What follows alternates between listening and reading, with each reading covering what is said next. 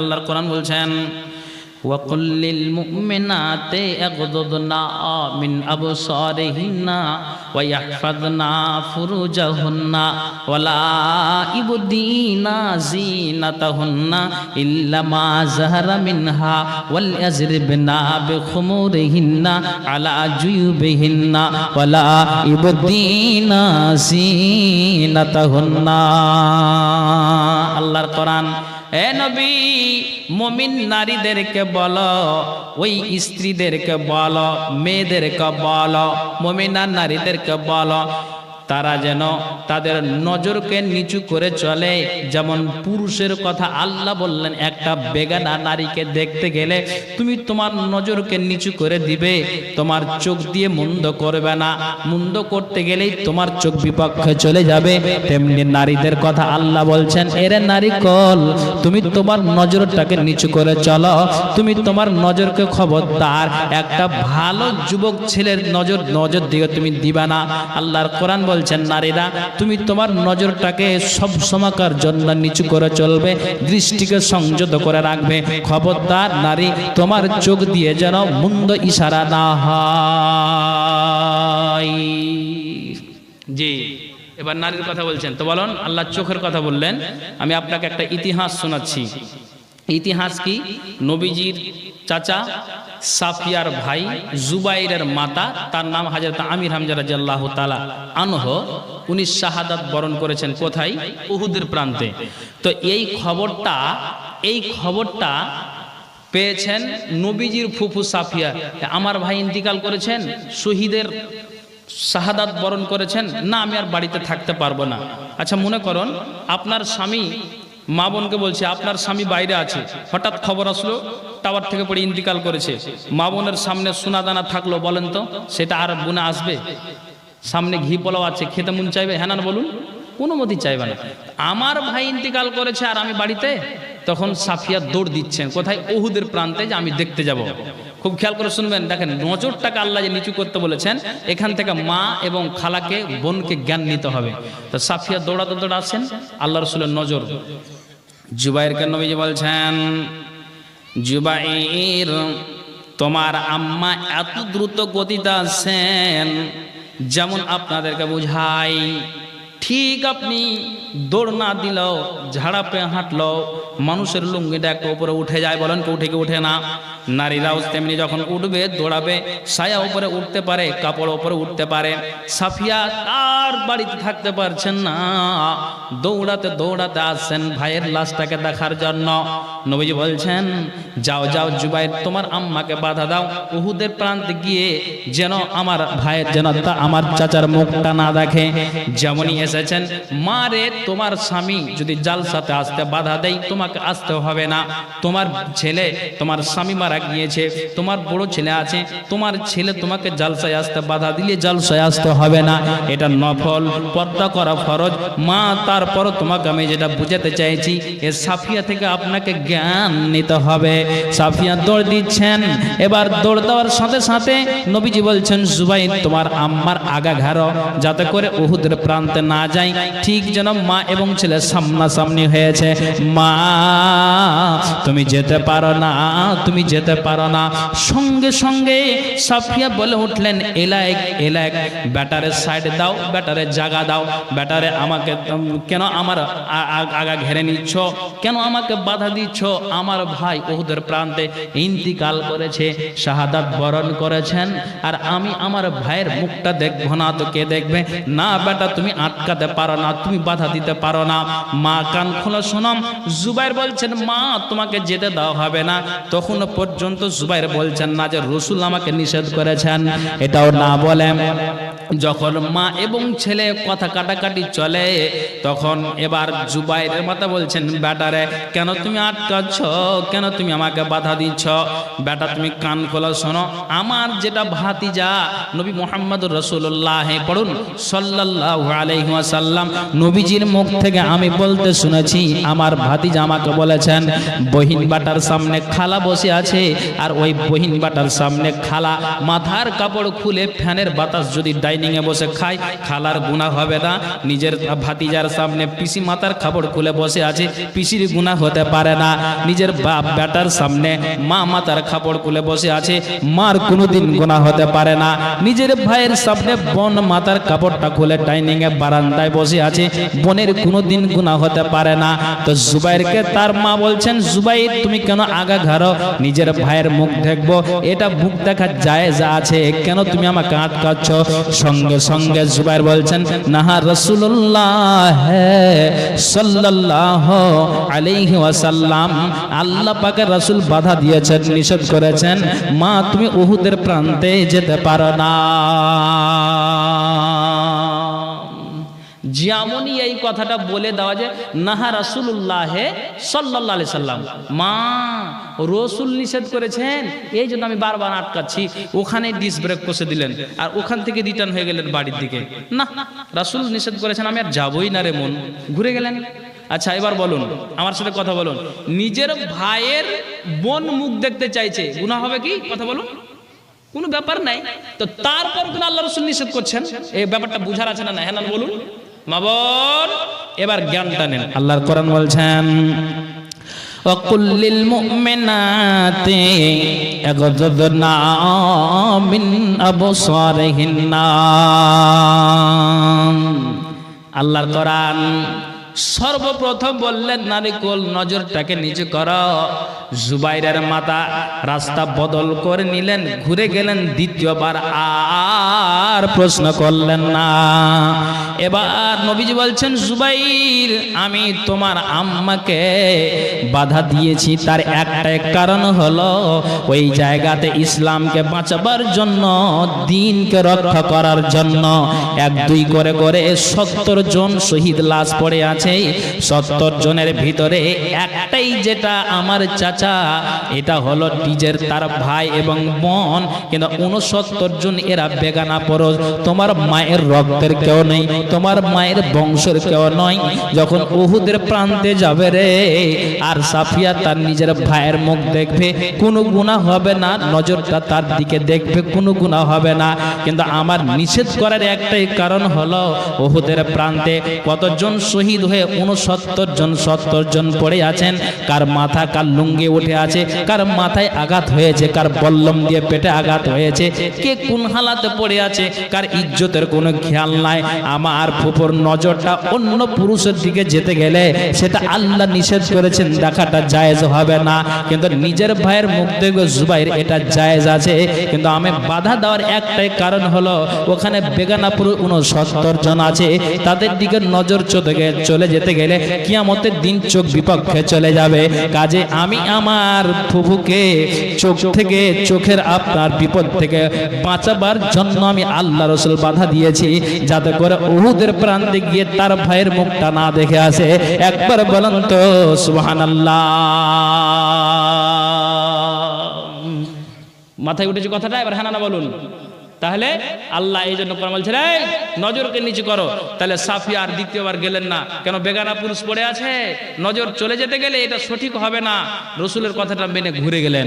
মা বোন, অতএব এখান থেকে আপনাকে জ্ঞান দিতে হবে, কোনো বেগানা পুরুষ সামনে আসতে গেলে তোমার নজরটাকে তোমাকে খেয়াল রাখতে হবে। জি হ্যাঁ, কেন? আল্লাহ কোরআনে বলছেন, নবী হাদিসে বলছেন, হে মা বোন। তারপরে রসুল বলেছেন এবং আল্লাহ কোরআনে সেই আয়াতে বলছেন কি করো? তারপর আল্লাহ বলছেন, তুমি তোমার আবরুর হেফাজত করো, আবরুর হেফাজত করো। তো আবরুর হেফাজত করো আল্লাহ রাব্বুল আলামিন কেন বললেন? দেখেন, সর্বাধিক পরিমাণে 2 বস্তু মুখ এবং লজ্জাস্থান জাহান্নামে নিয়ে যাবে। তা আল্লাহ কোরআনে বলছেন, এই নারীকুল, তুমি তোমার আবরুর, তোমার শরমগার হেফাজত করো। খবরদার একটা লুচ্চা ছেলেকে দিয়ে তুমি তোমার আবরুকে বিলিয়ে দিও না। এটা আল্লাহর কোরআন বলছেন। তো কেন বললেন হেফাজত করতে? আপনাকে আমি একটা হাদিস শোনাচ্ছি। হাদিসটা কি? নবীজি বলছেন, وعن أبي هريرة رضي الله تعالى عنه قال رسول الله সাল্লাল্লাহু আলাইহি ওয়াসাল্লাম, ওয়াল্লাযী নাফসি বিয়াদিহি লা তাকুমুস সাআতু হাত্তা তাকাল্লামাস সিবাউল ইনসা ওয়া হাত্তা তাকাল্লামার রাজুলা উযবাতু সাওতিহি ওয়া শিরাকুন আলাইহি ওয়া ইখবিরুহু ফাকিজুহু বিমা আহদাসা আহলুহু বা'দাহু। পৃথিবীর মানব আল্লাহ রাসূল হাদিসে জানালেন, আবু হুরায়রা থেকে বর্ণিত, নবীজি বলছেন ওয়াল্লাযী নাফসি বিয়াদিহি, সেই মহান সত্তার কসম যার হাতে আমার আত্মা রয়েছে, যার হাতে আমার প্রাণ রয়েছে, যার হাতে আমার জান রয়েছে, যার হাতে আমার আত্মা রয়েছে, যার হাতে আমার প্রাণ রয়েছে, নবীজি বলছেন তার কসমকে বলছি, লা তাকুমুস সাআত, কিয়ামত কতদিন পর্যন্ত হবে না, কতদিন পর্যন্ত কিয়ামত হবে না। নবীজি বলছেন হাত্তা তাকাল্লামাস সিবাউল ইনসা, কতদিন পর্যন্ত হবে না, যতদিন পর্যন্ত মানুষ পশুর সঙ্গে কথা না বলেছে, পশু মানুষ সঙ্গে কথা না বলেছে। তার মানে নবীজি বুঝাচ্ছেন এমন একটা দিন আসবে, এমন একটা সময় আসবে, ওই সময়ে মানুষেরা পশুর সঙ্গে কথা বলবে, পশু মানুষের সঙ্গে কথা বলবে। এখন আপনাকে একটা মাত্র ছোট্ট কথা বলি, 5 বছর আগে কুত্তাকে শ্রীগাল দেখেছে তো 200 মিটার আগেই দেখে দৌড় দিয়েছে। বলেন সত্য বলছে না ভুল বলছি? বর্তমানে কুত্তা এবং শ্রীগাল স্বামী স্ত্রী হয়ে গিয়েছে। বলেন ঠিক বলছে না ভুল বলছি? নবীজি বলছেন তেমনি এমন একটা দিন আসবে, এমন একটা সময় আসবে, ওই সময়ে মানুষেরা পশুর সঙ্গে কথা বলবে, পশু মানুষের সঙ্গে কথা বলবে। রাসূল হাদিসে বলছেন তোমার হাতের চাবুক তোমার সাথে কথা বলবে, তোমার পায়ের জুতার ফিতা তোমার সাথে কথা বলবে। নবীজি বলছেন এমন একটা দিন আসবে। মা আমি কেন হাদিসটা নিয়ে আসলাম এই বিষয়ের পরিপ্রেক্ষিতে? আল্লাহর কোরআন বলছেন এরে নারী কুল, তুমি তোমার নজরকে নিচু করো, আবরুর হেফাজত করো। নবীজি আমার বলছেন কান খুলে শোনো, ওই দিন এমন আসবে মারে তোমার স্বামী বাড়িতে নাই, তোমার স্বামীর কতদিন হলো? 4 বছর হয়ে গেল দুবাইতে আছে, তোমার স্বামী 2 বছর হয়ে গেল সৌদি আরবে আছে, তোমার স্বামী আজকে 1 বছর হয়ে গেল ম্যাঙ্গালোরে আছে, মুম্বাইতে আছে। আর আল্লাহ কোরআনে বলছেন নজরটাকে নিচু করো, তোমার আব্রুর হেফাজত করো। কিন্তু নারী তোমার স্বামীর অনুপস্থিতিতে তুমি একটা রাহুত গ্রামের, তুমি একটা রাঙামাটি গ্রামের বেগানা পুরুষকে ডেকে নিয়ে এসে, যেমন স্বামী স্ত্রীর ফুলসজ্জার রাত হয়, তেমনি একটা বেগানা পুরুষকে নিয়ে এসে তোমার ফুলসজ্জার রাত হচ্ছে, বেগানা পুরুষকে নিয়ে তুমি আনন্দে উল্লাসে মেতে আছো, তুমি তোমার দেহকে বিলিয়ে দিয়েছো, ইজ্জতকে বিলিয়ে দিয়েছো। নবীজি হাদিসে বলছেন শুনে রাখো, স্বামীর অনুপস্থিতিতে বিবি এই কাজটা ঘটিয়ে দিয়েছে। রাসূল বলছেন ওই সময়ে 5 বছর পরে, 2 বছর পরে বিবির কাছে এবার স্বামী এসেছে, স্বামী এবার সাক্ষাৎ করেছে, ঠিক আপনার সৌদি আরব থেকে এসেছেন। এবার স্বামী যেন ভাবছেন আমি আমার বিবিকে নিয়ে আজকে রাতে আনন্দ উল্লাস আমি মেতে থাকবো, কতই না আমাকে আনন্দ লাগবে। লজ্জা নয়, আপনাকে জানতে হবে শরীয়তের কথা বলছি। নবীজি বলছেন যেমন হাতের চাবুক মানুষের সাথে কথা বলবে, পায়ের জুতার ফিতা মানুষের সঙ্গে কথা বলবে, পশু পাখি মানুষের সঙ্গে কথা বলবে, তেমনি নারীরা অবৈধ কাজ স্বামীর অনুপস্থিতিতে করতে গেলে যখন স্বামী বিবির মিলনে যাবে, আর ওই মতো অবস্থায় বিবির উরুরান থেকে কথা বেরিয়ে যাবে, জাং থেকে কথা বেরিয়ে যাবে, সেই উরুরান থেকে কথা বেরিয়ে গিয়ে স্বামীকে বলবে স্বামী জান খবরদার এই তুমি তোমার বিবির কাছে আনন্দ নিও না, কেননা তোমার অনুপস্থিতিতে বিবি এই কাণ্ডটা ঘটিয়ে দিয়েছে। নবীজি বলছেন যখন স্বামী ওই কাজে লিপ্ত হবে, বিবির উরুরান থেকে প্রমাণ করে দিবে তোমার অনুপস্থিতিতে বিবি এই কাজ ঘটিয়ে দিয়েছে। বলেন সুবহানাল্লাহ। জি কেন? আপনাকে একটা কথা বলি, আল্লাহ কোরআনে বলছেন কি আযানিয়াতু ওয়াযানি, আল্লাহ কোরআন বলছেন জেনার ব্যাপারে আল্লাহ মুআন্নাস ব্যবহার করেছেন, তার মানে সর্বপ্রথম আল্লাহ নারীদের দায় করেছেন, আর চুরির ব্যাপারে আল্লাহ সর্বপ্রথম পুরুষদের দায় করেছেন। ওয়াসারিকু ওয়াসারিকাতু, এটা হলো মুজাক্কার, পরেরটা মুয়ান্নাস। আল্লাহ বলছেন যে চুরির ব্যাপারে পুরুষ, জেনার ব্যাপারে নারী। নারীরা কান খোলো শোনো, এখন এই গ্রামের নারীরা কোনো অবৈধ কাজ করে নিয়েছে। স্টেটমেন্টে বিচারের সময়তে নারী এবং ছেলে অস্বীকার করছে, আল্লাহর কসম আমাদের দ্বারা অন্যায় হয়নি, মানুষ আমাদের অপবাদ দিচ্ছে। কিন্তু ওই ছেলেটা মেয়েটা অস্বীকার করার কারণে আপনি তাকে কোড়া লাগাতে পারবেন না, যেহেতু সাক্ষী প্রমাণ নাই।